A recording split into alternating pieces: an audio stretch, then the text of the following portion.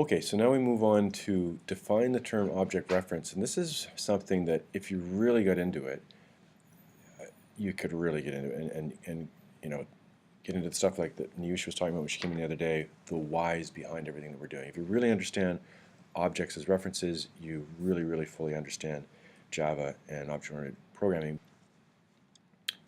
So you're going to log in, go to Java, Java Revolution. You're going to find Node, N-O-D-E.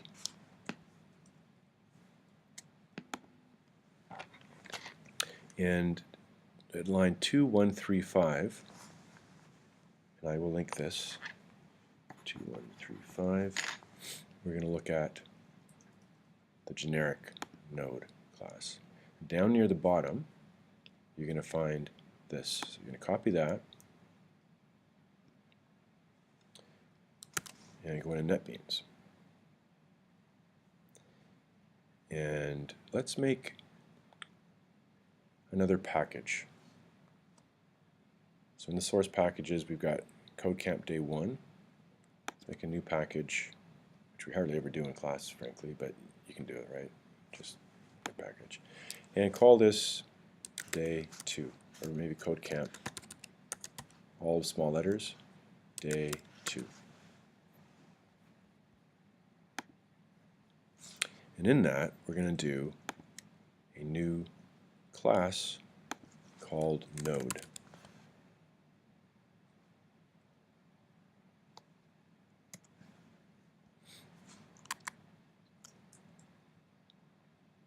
And we're going to paste in and double click and delete numbers. And you want to go source format. So this is really getting into the nitty-gritty of higher level, and this demands a whole lot more attention than I'm going to give it in this video, but this will be a good kickstart for people that want to pursue this, or for teachers indeed that are going to be kickstarting this unit. And frankly, this is not, I repeat, not anything that you can use to bump up your dossier to the level 12 here, because you're going to be using appropriate existing tools. You're not going to be making your own node class. So this is HL theory, this is not HL dossier stuff, but let's do it. So define the term object reference as typified by simple classes that are self-referential. This is a class which is self-referential. It is self-referential because it has an instance of itself inside itself. This is different than recursion. It's kind of similar in the grand scheme of things, because recursion, you're calling another instance of itself, whereas this has another instance of itself. But we're talking about attributes here versus methods. This is not calling, well, it's not a method. This is a class. With recursion, it's a method which calls another instance of itself. This is a class that has another instance of itself. So there you see, there is an object data, and there is a node. So if we had a class called, I don't know, author, then as one of the attributes, there would be author. So I don't think you need to do this, but just a self-referential class, new class, for example, would simply have a private attribute new class, maybe NC. So that, in the simplest form, would be a self-referential class. The reason that well, I'm not going to go any further than that. So this is a self-referential class. We have a constructor. It takes in object. It could take in also a node, but it doesn't. Node n. And you'll see why later on. And there's a set for both of them, and there's a get for both of them. So it's kind of like a template class, only what makes it different is that there's this curious attribute here, which is an instance of itself. So taking it at face value, nothing more than is said right there, that's it for D.4.5.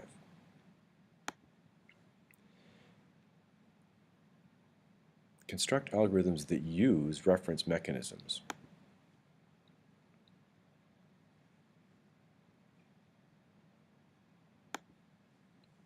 Linked lists and binary trees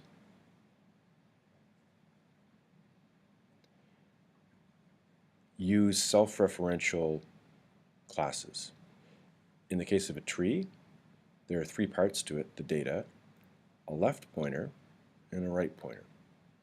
So you can work your way through the tree.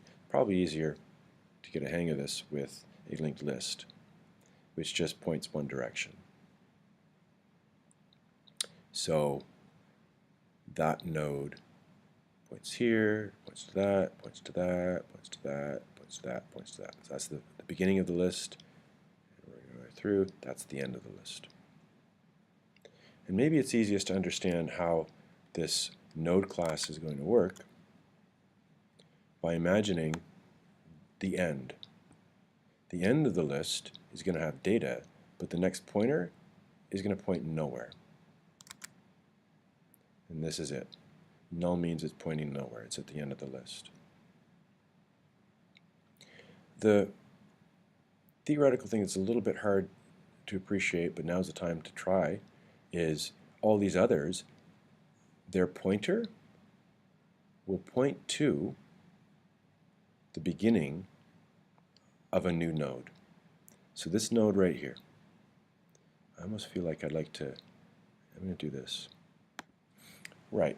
So there we've got our last node, and it doesn't point anywhere. But taking any of the others, the first points to the second. See that? Points to the second. It knows how to find the second. Here is the second. It knows how to find the second one because the second part of it,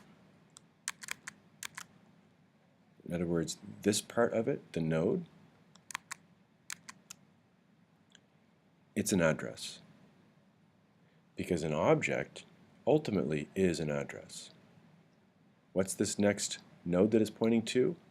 We might call it N1, but really what it is, it's the address at which it begins. So in memory, the second node starts at address 577EFA. And then the second bit is 577EFB, and so on. And there are a whole bunch of bits in a row. But really, this object called N1 is a shortcut for its address. So what is saved here is its address. And so the first node knows how to find the second node because the second attribute is a node. And what is a node? A node is an object. What's an object? Ultimately, it's an address. So what's stored here is the beginning address of the next node. I'm just going to pick another color and do the next one. So then this second node knows how to find the third node because its node attribute, which is basically an object or an address, is the starting address of the next node. So it knows the next one in the link starts at 333 ABC. What's its data? 168. What's its pointer? We call it a pointer. It's the address of the next node, and it's 111 AAA. And so they're all able to find each other through these nodes, which really, since they're objects, are really addresses, all the way through to the end. So they can all find each other. In the case of a tree, for each object of the self-referential class node, there are actually two nodes. So there's data. Not sure where I've got that one, but if I were to change this into a node for a tree, just watch this, you don't have to type it. Node for tree. The only difference would be, I have to change all these.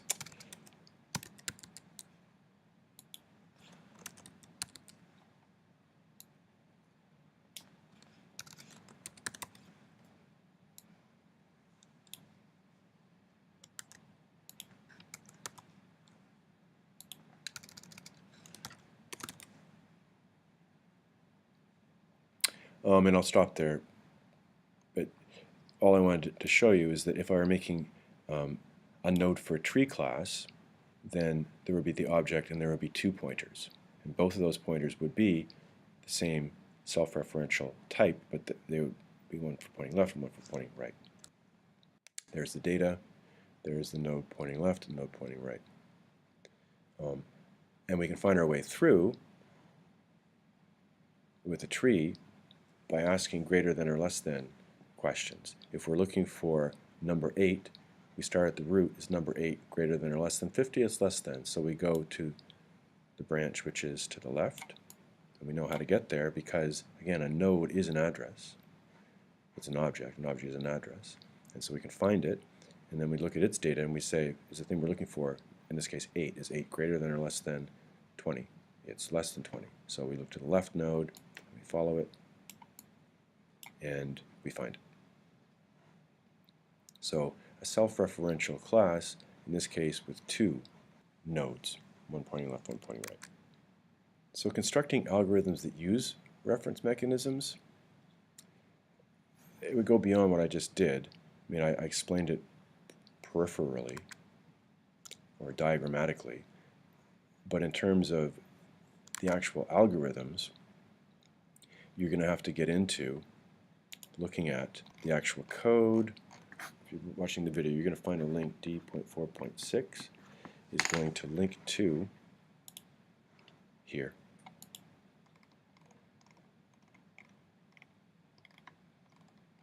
And this is a couple classes to go through to understand how they work. And it's really cool. It's really great. And you know, for a teacher teaching this, the question is, do you really have to know Java algorithms, or is the diagram enough? Who's to say, other than looking at past exams? So, we'll move on. And this would be a good place actually to stop this video and start a new one. So that's it for self-referential objects.